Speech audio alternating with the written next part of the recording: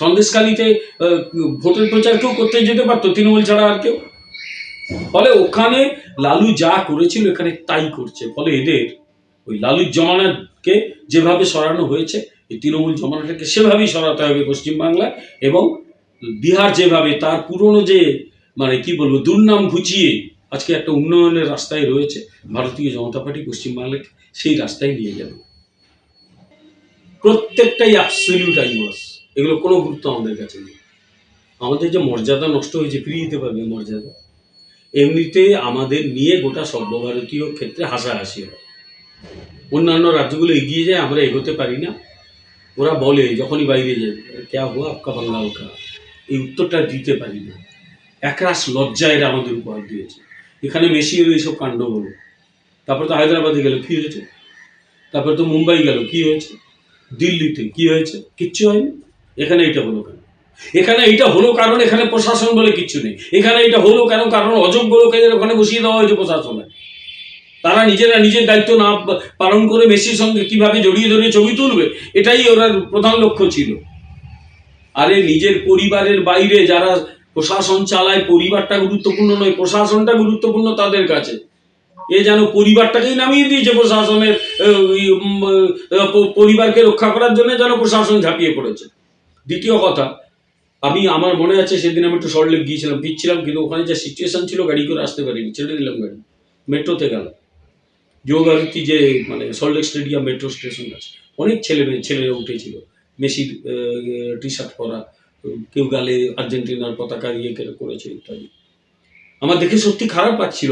কয়েকটা বাচ্চা প্র্যাকটিক্যালি কাঁদো ছিল যে টিফিনের খরচ বাঁচিয়ে আমি টিকিটটা করেছিলাম।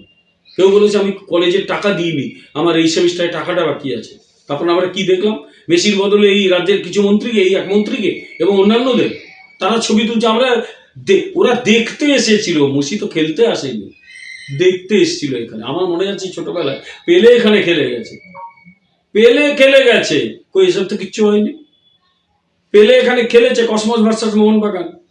বলে আজকে এই ঘটনা ঘটার পরে আমাদের সম্মানটা কোথায়? গোটা বিশ্ব জুড়ে মিডিয়ায় ছিচিকার করছে। বলে কেউ বলছে এখানে ম্যাল অ্যাডমিনিস্ট্রেশন, কেউ বলছে এখানে অ্যাবসলিউটলি একটা কেওটিক সিচুয়েশন। কি হচ্ছে এগুলো? তো তারপরে এগুলো করে লাভ কি হবে? ওই একটা লোককে ধরা হলো, কি নাম যেন, শতদ্রু, এটাও আইওয়াস। বলা হলো লোকের টাকা ফেরত দেওয়া হবে।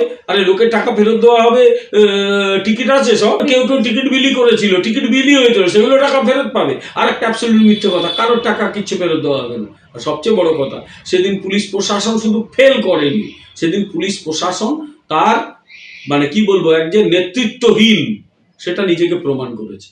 কোনো নেতা নেই, পুলিশ প্রশাসন লিড করার কেউ নেই। আর কি বলবো, যিনি পুলিশ প্রশাসনের শীর্ষে মন্ত্রী, মুখ্যমন্ত্রী, তিনি তো মাঝখান থেকে চলে গেলেন। তিনি আসতে পারতেন তো, যে আমি থাকবো ওখানে, পুলিশকে বলবো যে তুমি ঠিকঠাক ব্যবস্থা নাও।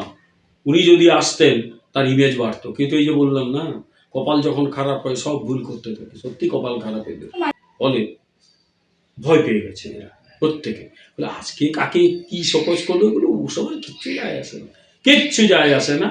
আমাদের যা সম্মান সেটা নষ্ট হয়েছে, সেই সম্মান তো এরা ফিরিয়ে দিতে পারবে না।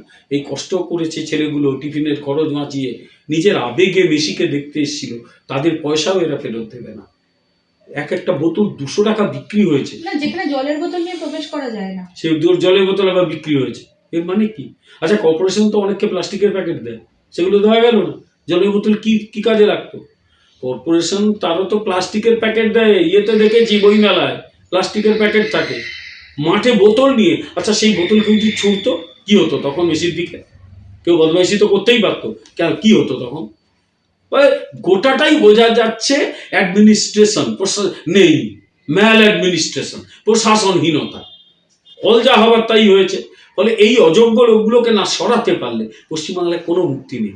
পশ্চিমবাংলার মুক্তি হবে যেদিন এই দলটা ক্ষমতা থেকে যাবে, সেদিনই পশ্চিমবাংলার প্রকৃত মুক্তি।